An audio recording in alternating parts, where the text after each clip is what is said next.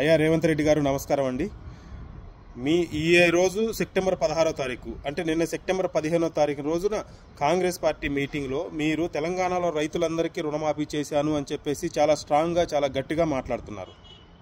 నా పేరు శ్రీనివాసరావు అండి, ఖమ్మం జిల్లా బోనకల్ మండలం బోనకల్ గ్రామం. నేను సహకార సంఘం బ్యాంకులో కేసీఆర్ గవర్నమెంట్లో 1,50,000 రూపాయల రుణం తీసుకోవడం జరిగింది. మీరు అప్పుడు ఎలక్షన్ టైంలో మీరు కేసీఆర్ ఇస్తే తీసుకోండి, నేను వచ్చిన వెంటనే కూడా రుణమాఫీ చేస్తాను డిసెంబర్ 9వ తారీఖు అన్నారు.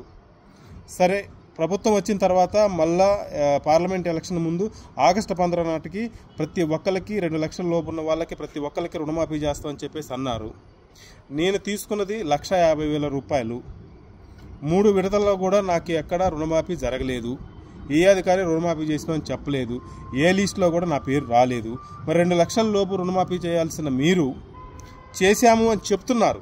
చేశామని చెప్తుంటే ఇంకా డౌట్ వస్తుంది. ఒక పక్క ప్రతిపక్షం ఏం చేయలేదు, రుణమాఫీ జరగలేదు అని అంటుంది. మీరేమో చేశామని చెప్పేసి చాలా స్ట్రాంగ్గా అంటున్నారు. మరి నేను 1,50,000 తీసుకున్నాను, నాకు రుణమాఫీ జరగలేదు. మరి మీరు చేస్తే నాకు వచ్చిన డబ్బులు ఎవరు తీసుకున్నారు? అధికారులు తీసుకున్నారా? రాజకీయ పార్టీ నాయకులు తీసుకున్నారా? ఒక్కసారి సెలవు ఇవ్వాలని చెప్పేసి మిమ్మల్ని కోరుతున్నాను. ఎందుకంటే మీరు చాలా స్ట్రాంగ్గా రుణమాఫీ చేసిన అంటున్నారు. దానికి ఉదాహరణ నేను తీసుకున్నది 1,50,000 రూపాయలు. నేను వైట్ కార్డు హోల్డర్ని. వైట్ కార్డు ఉండాలన్నారు, నాకు వైట్ కార్డు కూడా ఉంది. నా దగ్గర ఏ ప్రూఫ్ కావాలంటే ఆ ప్రూఫ్ ఉంది. నేను ఎక్కువేం తీసుకోలేదు, కేవలం 1,50,000 రూపాయలు.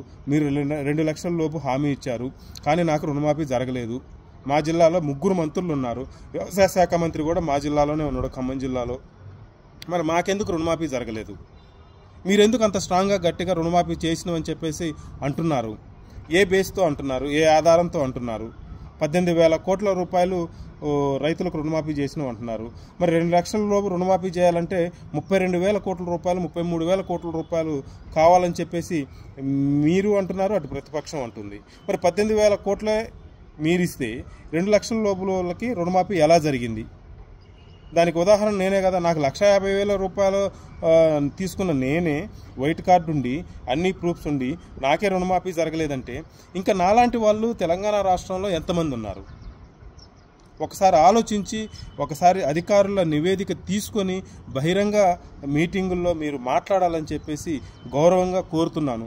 ఎందుకంటే రుణమాఫీ చేయకుండా చేశాము అని చెప్పేసి పదే ప్రతి మీటింగులో ఇలా చెప్పడం అనేది భావ్యం కాదు. మాలాంటి వాళ్ళకి ఇంకా రుణమాఫీ జరగలేదు. దయచేసి మాలాంటి వాళ్ళకి రుణమాఫీ చేయాలని చెప్పేసి కోరుకుంటూ వేడుకుంటున్నాను. రుణమాఫీ చేయండి. చేశామని మాత్రం చెప్పకండి.